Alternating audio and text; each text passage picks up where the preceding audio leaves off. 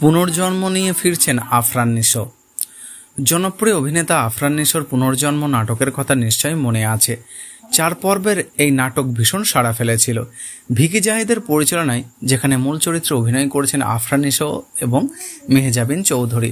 Dark thriller ও সাসপেন্সে ভরা 4 পর্বের এই নাটক সব শ্রেণীর দর্শকদের মন জয় করে নেয়। পুনর্জন্ম 2, পুনর্জন্ম 3 এবং পুনর্জন্মর অন্তিম পর্বের জন্য শ্রেষ্ঠ অভিনেতা হিসেবে পরপর 3 বছর মেরিল আফরান নিশো।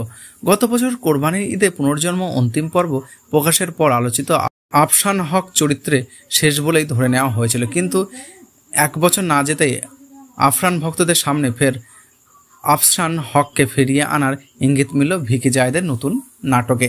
এবার কুরবানি ঈদে হাজত নামে একটি নাটক বানিয়েছিলেন জনপ্রিয় এই নির্মাতা, যেখানে ইকবাল হক নামে এক সিরিয়াল কিলারকে দেখানো হয়েছে। ইকবাল হক চরিত্রে অভিনয় করছেন তৌসিফ মাহবুব। এই নাটকের শেষ দিকে সিরিয়াল কিলার ইকবাল হকের এক ছেলের জন্ম হয়েছে, যে ছেলের নাম তিনি রেখেছেন আফসান হক। ফলে খুব সহজেই ধরে নেওয়া যাচ্ছে এই আফসান হকই পুনর্জন্ম নাটকের সেই আলোচিত শেপ।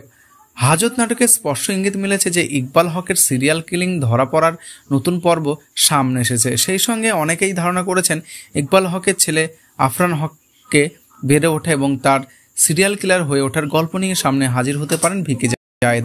আর সেটি হলে আফরান ভক্তদের সামনে নতুন করে জনপ্রিয় অভিনেতার দেখা মিলবে।